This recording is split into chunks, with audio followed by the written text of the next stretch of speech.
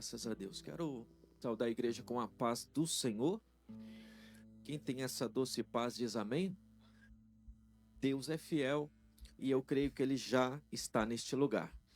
Eu quero já pedir para você que trouxe a palavra, abra comigo por gentileza, no livro de Josué, capítulo 1 da palavra de Deus. Queria já mencionar aqui o meu agradecimento, né? A Larissa, o Mateus, que nos indicaram, né? E a confiança que nos foi dada aqui, coordenador Edenilson, é isso? É um prazer estar conhecendo, fui muito bem recebido, obrigado. Pastor Eric também, né? Pela confiança, pastora presidente Anita, né? Então, que o Senhor abençoe a casa. Quem achou Josué capítulo 1 diz amém? Está escrito assim, preste atenção. E sucedeu depois da morte de Moisés, servo do Senhor, que o Senhor falou a Josué, filho de Num, servo de Moisés, dizendo: Moisés, meu servo, é morto. Levanta-te agora, passa este Jordão, tu e todo este povo, a terra que eu dou aos filhos de Israel. Versículo 3 aqui. Todo lugar que pisar a planta do vosso pé, vô-lo tenho dado, como eu disse a Moisés. Senhor, nós cremos que a tua palavra é revelada. Fala pelo teu Espírito e tenha liberdade. Com a tua palavra viva, a tua amada igreja, nós cremos em nome de Jesus. Pode assentar, fique à vontade. Graças a Deus. O Senhor, Ele dá aqui as últimas ordenanças a Josué, antes de ele prosseguir nessa conquista de terras, mostrando que era propósito, era promessa. E o Senhor, Ele vai falando ao coração de Josué, porque agora Moisés é morto, mas a obra ela não pode parar. E no versículo 8 em diante, você vê essas últimas instruções, antes de ele seguir, antes de ele entrar, passar o Jordão, derrubar Jericó e seguir para outras terras que Deus havia prometido, terras dos Gergazeus, os Eveus, Eteus, os Amorreus, toda aquela gente que estava ali, mas que não pertencia ao propósito, à chamada de Deus, porque eram pessoas que estavam corrompendo a terra com os seus pecados, seus sacrifícios, com todas as imoralidades e a violência. E o Senhor então tinha uma promessa a Israel que fora dada desde Abraão, para que eles retornassem a essa terra depois de ter se tornado cativo no Egito, para que de lá o Senhor pudesse cumprir a palavra conforme falou na vida de José, que era governador do Egito. Agora, você entende no versículo 8 o que o Senhor está falando. Não se aparte da tua boca o livro desta lei, e nela medita dia e noite, para que tenhas cuidado de fazer conforme tudo quanto está escrito. Então eu vou fazer prosperar o teu caminho e serás bem-sucedido. Aleluia. Não te mandei eu, esforça-te e tem bom ânimo, não temas, não te espante, porque o Senhor teu Deus é contigo por onde quer que andares. Assim, agora a gente entende que eles vão possuindo as terras, mas aonde eu quero entrar? Eu quero entrar no capítulo 16, quando você percebe que de muitas batalhas, muitas dificuldades, ali o povo de Israel, ele vai sendo provado, mas Deus vai trazendo vitórias, Deus vai trazendo conquistas. Porém, chega um ponto que é o tempo da herança, é o tempo de Efraim pegar parte das suas terras. Quais delas que foram conquistadas? A parte aonde desde o Rio Jordão passa por Jericó, passa por Betel, passa por Luz, até chegar a Gezer. Toda esta parte aqui, a palavra do Senhor está nos dizendo que ia pertencer a Efraim. Mas diferente de outros povos, diferente de outras tribos, o que Efraim não fez? Efraim viu os cananeus na terra, e a palavra do Senhor diz que eles não expulsaram os cananeus que habitavam em Gezer, e eles ficaram no meio dos efraimitas. E esse é o ponto da palavra que eu queria que você hoje viesse refletir, e que você pudesse entrar comigo nessa mensagem, e pudesse entender por que eles não expulsaram.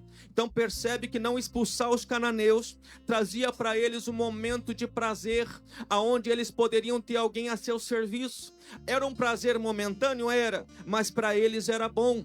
Era algo que no momento satisfazia? Era, mas para eles era bom. E nesse momento, eles descumprem a palavra de Deus, que era expulsar todos estes povos da terra, para que eles não habitassem junto com Israel. Agora você vai entender que Deus, ele não tem este prazer, que este povo permanecesse lá, porque estava contaminado com o pecado. E o Senhor não queria que Israel fosse influenciado, mas Israel fosse influência no meio dos povos. Portanto, se esse povo estivesse no meio deles, você percebe que Israel também seria influenciado pelas mesmas práticas. Não adianta Deus trocar povos, mas as atitudes serem as mesmas. Sabe o que Deus está dizendo para mim e para você?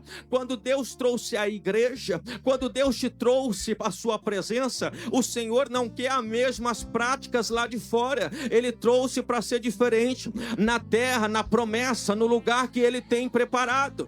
Deus não disse para você vir e permanecer do mesmo jeito que você estava lá fora. Por quê? Porque tem alguém pensando que pode entrar dentro deste culto, adorar a Deus de qualquer forma, e quando sai lá fora, aí você pega e volta para uma mensagem ali, volta para uma rede social e começa de papinho, começa de conversa de novo. E Deus está dizendo para você: é cananeu, expulsa da tua vida, expulsa da tua vida. Aí você acha que pode fazer o que bem entende, o que a carne gosta, mas é só um pouquinho, é prazeroso, e o Senhor está dizendo: lança fora, viu? Não faz parte do propósito. Ei, mas é só uma mentirinha do bem. Até já me convenceram que existe uma mentira boa, é só para ajudar alguém, é só porque me ajudou em algumas enrascadas da vida, então é uma mentirinha do bem. O Senhor está dizendo: é cananeu, expulsa da terra, porque senão vai te contaminar. E o Senhor está dizendo: oh Espírito Santo,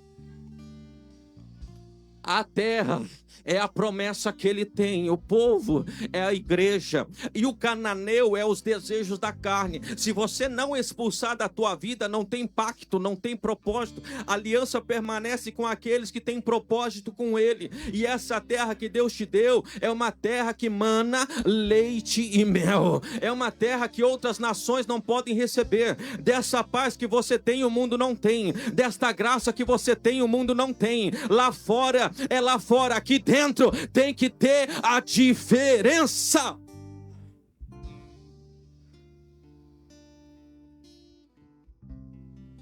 E por que Gibeão, o povo de Gibeão podia estar, os heveus podiam estar com Israel?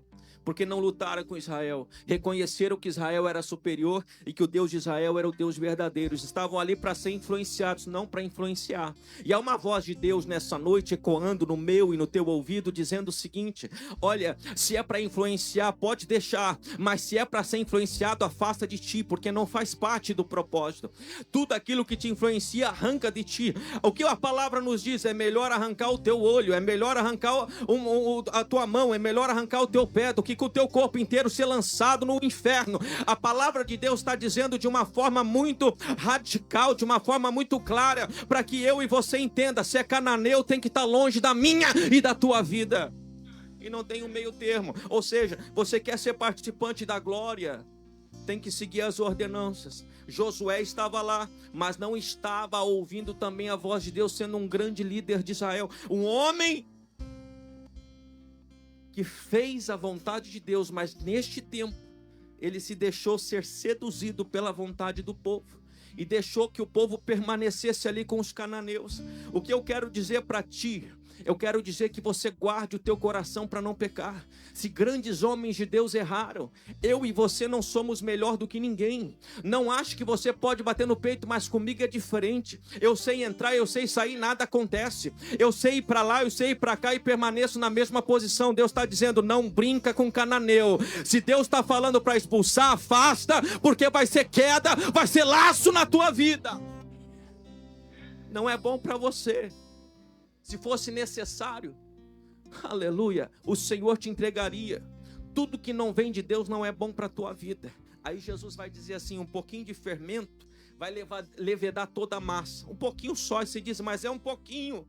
já estou até acostumado. E o Senhor diz, não, um pouquinho só levada toda a massa. Sabe que o azeite extraído ali da oliveira, aquele azeite puro, se for misturado com outro óleo, já não perde o seu valor. Você está entendendo o que eu estou falando?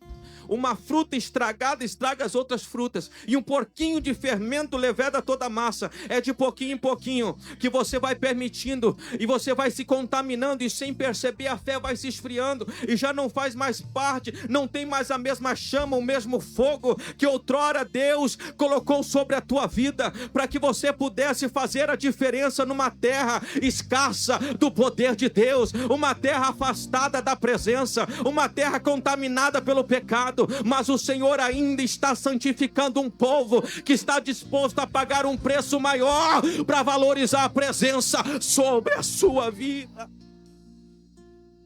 Oh, meu Deus. Oh, Espírito Santo, a gente pensa que entende dos textos, né? Na igreja está cheio de exegetas, cheio de pessoas teólogas aí que entendem de tudo para poder favorecer as suas vontades. E assim, não. A Bíblia está dizendo isso, agora eu posso, agora eu vou. Aí o jovem rico também se sentiu o exegeta da vez. Aí ele veio para Jesus, né? Quem sabe muito reconhecido entre os rabinos, os mestres, um homem rico, talvez grandes ofertas nas sinagogas, e aparece para Jesus também querendo ser reconhecido. Aí ele diz assim, olha, eu cumpro a lei, tá vendo aqui? Amarás o Senhor teu Deus, amarás o teu próximo como a ti mesmo. Mas Jesus, muito bem, você conhece, você entende a palavra. Aí Jesus disse assim, mas deixa eu entender, onde é que está o teu coração? Aí ele vendo o coração do jovem, ele diz, deixa tudo que tu tem.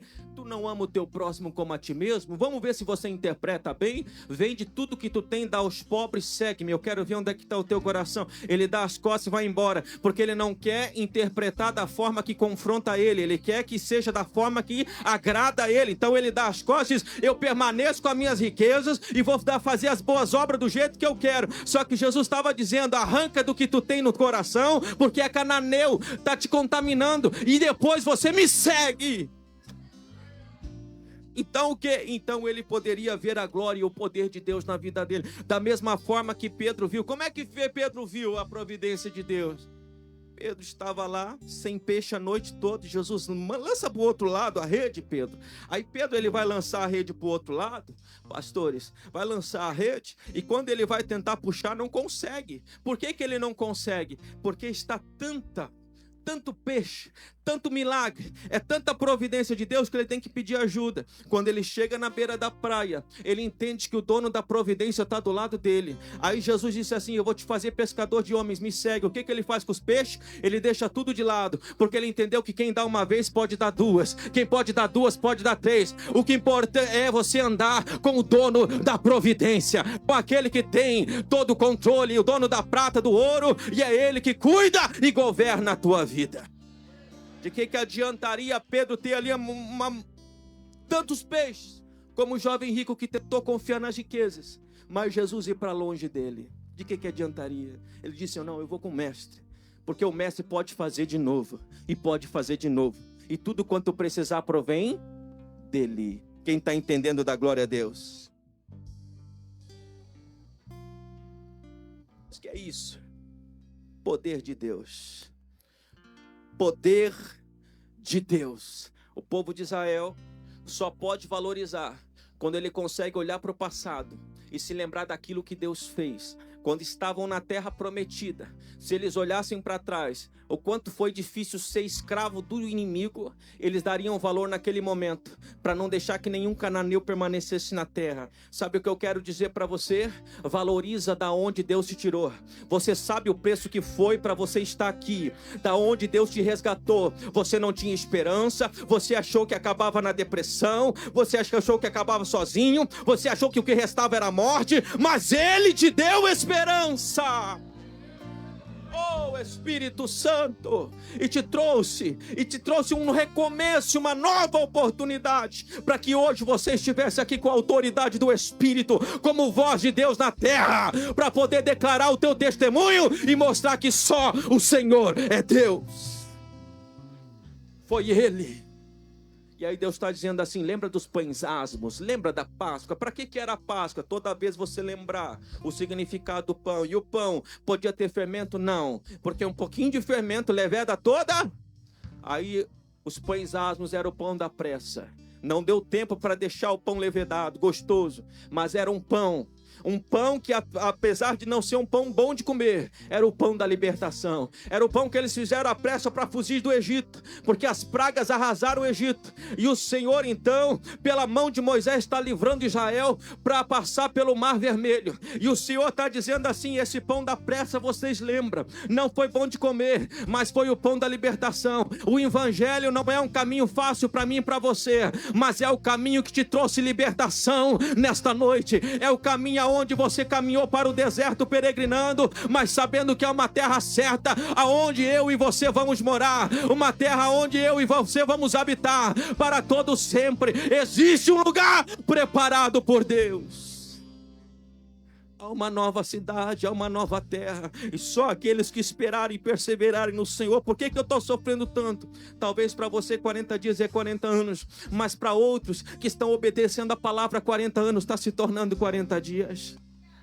O tempo passa muito rápido para quem obedece. E você está dizendo assim, já, eu não estou mais aqui, pode me criticar, pode lançar pedra, faz o que quiser, para mim não é mais importante, porque eu sei que o tempo está passando rápido. Nada se compara com a eternidade. Eu sei que o presente deste século não há de se comparar com a glória futura que há de vir. Eu tenho a certeza daquele que me prometeu. E hoje o Senhor está dizendo, lembra dos pães asmos. Toda vez faz memória disso e saiba de onde eu te tirei, para você valorizar a minha promessa. Porque quem não valoriza a promessa só lembra do tempo dos manjares e não lembra do tempo que você era oprimido. Como assim? Eu vou te explicar.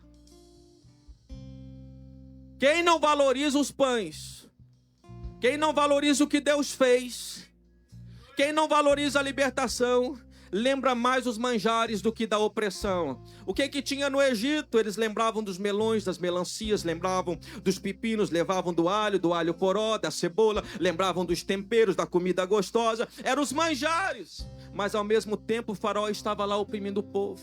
Ao mesmo tempo o faraó estava matando os meninos que nasciam. Tinha morte, tinha luto. Ao mesmo tempo eles não tinham direito a nada porque eram escravos, estavam sofrendo na mão de faraó. Só que a nossa carne quer sempre nos iludir, nos enganar, para que a gente não consiga lembrar da dor, do problema, da situação, da forma que você estava vegetando na terra, mas faz você lembrar de momentos passageiros, momentos gostosos, momentos prazerosos. E o Senhor está dizendo, é só uma ilusão, é o diabo querendo te fazer olhar para trás, de tu lembrar do sacrifício. Se você lembrar do pão da libertação, você vai dar valor, da onde eu te tirei, para onde eu vou te colocar. Existe uma promessa de Deus e só quem tem joelhos dobrados vai entender o que eu vou pregar aqui nessa noite. Quem está entendendo essa linguagem, por gentileza, abre a tua boca. Eu quero que você entenda aqui. Joelho dobrado é uma porta aberta no céu.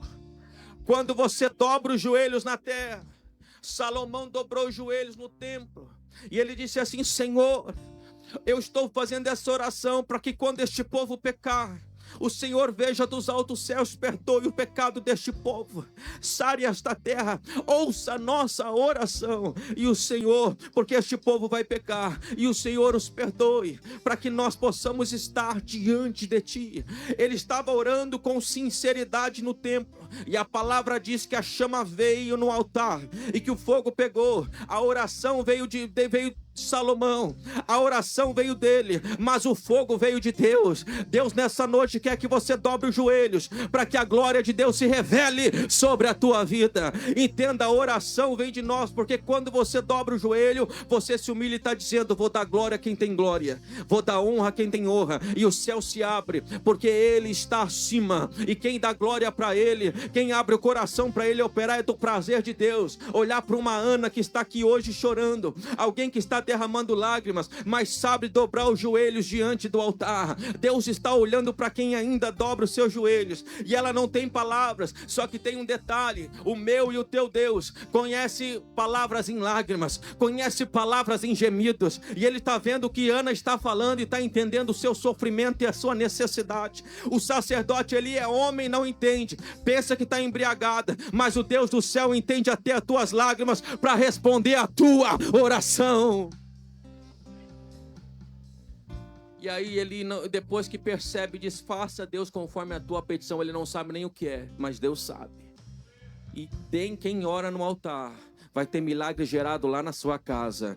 Ana orou no altar e teve Samuel na vida dela. Será que você pode crer no milagre de Deus na tua vida? Eu falo pela autoridade que vem da parte de Deus. Não precisa levantar meia mão se você não crer. Não, se você não crer, não levanta meia mão. Que eu não sou de ficar, toca no ombro do teu irmão, sacode ele. Se você crer pelo poder da palavra, eu quero que você adore em espírito e em verdade. Porque há uma chama sobre este lugar, sendo revelada para a tua vida, como sinal de palavra liberada, para você crer no poder de Deus. Quem crê, irmãos, contempla milagre. Eu temo muito que muitos não consigam ver milagres, porque não se deixam ter experiências com Deus. Se deixe ter experiência nessa noite, se lance nas águas nessa noite, entenda o que é o poder de Deus na tua vida. Quando Pedro está orando, ele também dobra os joelhos, que ele lembra o quê? Eu preciso de um milagre, só que não é qualquer milagre. Essa menina está morta, se chama Tabita. Ele lembra lá de trás, né? Jesus vem na casa, todo mundo zombando, e ele diz: não está morta, apenas dorme. Aí o pessoal rindo, ele expulsa todo mundo, deixa uns poucos ali. E quem está ali presente? Pedro. Aí Pedro vê que tem um que é dono da vida, e até quando a morte está ali, ela tem que ir embora através da sua palavra. Aí ele dobra os joelhos e reconhece que precisa de Deus, e quando ele ora no nome de Jesus, Tabita levanta e é ressuscitada pelo poder da palavra, porque Deus ainda preza por joelhos dobrados. Se tem joelho dobrado, Deus vai levantar alguém. Se tem joelho dobrado, Deus vai fazer uma obra. Elias está dobrando os joelhos para ver o sinal de Deus no céu. Ele está buscando uma tempestade, a chuva. Sabe por quê? Porque Israel não vê chuva por 3 anos e meio, mas ele precisa de um milagre. Agora eles viram fogo descer do céu e perceberam o quê? Que o fogo que desce do céu é sinal de Deus, para que a glória de Deus se manifeste em Israel, e todo mundo está cantando e gritando: só o Senhor é Deus. Mas tem um porém. Agora Elias não quer fogo, ele quer chuva, porque a chuva que desce do céu, ela não vem só para manifestar a glória, mas ela vem para trazer manancial de águas onde tem escassez. Ela vem para trazer providência para quem está sentindo necessidade. Ela vem para trazer o florescimento das ervas para uma terra que está sedenta. Ela vem, e através da fé de Elias, que dobra os seus joelhos, uma nuvem do tamanho da mão de um homem pode se transformar em tempestade para aquele que acredita na palavra de Deus. E a chuva cai, o poder aparece, acaba, e tem que reconhecer. Jezabel, querendo ou não querendo, a chuva cai pela palavra de Elias, porque o servo de Deus, a sua palavra é ouvida no céu. Oh meu Deus. Daniel entende, irmão, que quando a ordenança é não ore, é aí que você ora. Parece um paradoxo, né? Mas Daniel dobra os joelhos no momento que estão dizendo não dobra.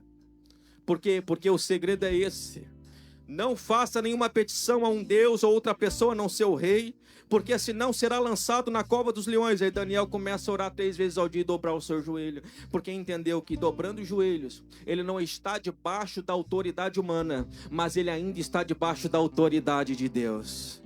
Ou seja, o homem só pode fazer alguma coisa se o Senhor permitir. Você está debaixo do governo e do domínio do Todo-Poderoso. Quando pegam Daniel e jogam para a cova, eu imagino que depois que Daniel sai da cova e percebe que ele não foi morto, que o leão teve que jejuar, que o Senhor fez um grande livramento, eu imagino que o que o rei da Babilônia está falando é o que Daniel orou no secreto. E Daniel está de repente dizendo assim: ó, ei, Senhor, Não há um Deus como o Senhor, que seja tão grande. O Senhor é o Deus verdadeiro e não há outro como tu. Ó Senhor, não há um Deus que faz tamanhas obras. O Senhor faz sinais e maravilhas, tem o poder e a autoridade. Quando Nabucodonosor ele vê o sinal de Deus e que Daniel está vindo, agora é Nabucodonosor que está falando, quem sabe o que Daniel falou em oculto na oração, está dizendo as mesmas palavras. Vai e coloca um decreto sobre toda a terra, que não há Deus como o Deus de Daniel, que governa, tem poder e domínio sobre todas as coisas, e só Ele faz sinais e maravilhas. Porque Deus ainda valoriza quem dobra os seus joelhos, quem está entendendo a palavra da glória a Deus. Deus ainda se preocupa com quem ora, quem busca a sua presença. Só que o Senhor está olhando hoje para quem realmente entende que só Ele tem o controle do futuro. Porque da onde você veio, você sabe quem são seus pais, seus ancestrais, quem são seus descendentes, você sabe. Mas para onde você vai? O que Deus falou para Agar no deserto? Agar, de onde vem, para onde vais? Porque ela sabia muito bem de onde veio, mas para onde vai só Deus poderia dizer na vida dela. Então o Senhor estava esperando uma oportunidade, como dizendo assim: Agar, deixa eu falar para onde tu vai. Confia na minha palavra que eu vou te guiar, que tem promessa e tu não morre no deserto. Tu acredita que eu destino a tua vida? Tu acredita que eu te levo para um lugar melhor? Tu acredita que o fim não é aqui, Agar? Será que você confia plenamente em mim e descansa na minha palavra? Será que você pode confiar em mim? Deus tem um governo e vai apresentar, aleluia, o seu governo na terra. Eu estou esperando o arrebatamento, eu estou esperando a volta do Senhor. Sabe quem prefigurou essa volta?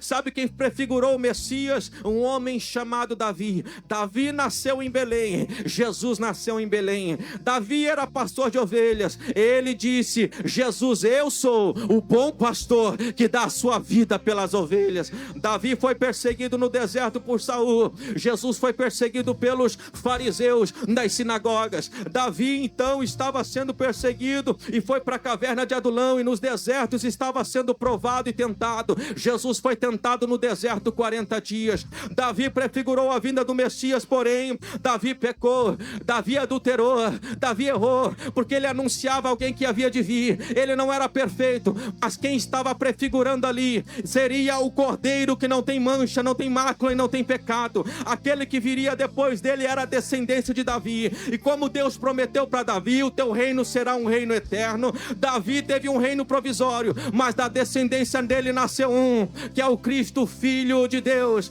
Para você entender a grandeza dele, não é homem nem profeta. João, quando viu ele, disse: ele é maior do que eu não sou digno de desatar a sandália dos seus pés, porque aquele que vem depois de mim, ele é mais poderoso do que eu. O que eu faço, vocês veem, eu batizo na água e vocês veem a água, mas aquele que vem depois de mim, esse reino é espiritual, ele vos batizará com o Espírito Santo e com fogo. Oh, Espírito de Deus, quem levanta a mão e recebe graça, recebe glória, recebe presença. Meu Deus, o Senhor está preparando a igreja, está preparando o seu povo. O seu reino é eterno, o seu domínio é para sempre. Daniel viu, segundo os estudos escatológicos, ele viu o fim dos tempos e viu um reino que é sobre todos os reinos. Todos os reinos da terra eram semelhantes a uma estátua que se despedaçaram e se foram. Mas vem um reino como uma pedra, ele vem como uma bala, e este reino então vai esmigalhar todos os outros reinos, e ele vem para ser estabelecido para sempre. Jesus, ele veio se apresentando como Cordeiro, mas na sua segunda vinda, ele veio estabelecer o seu reino para sempre.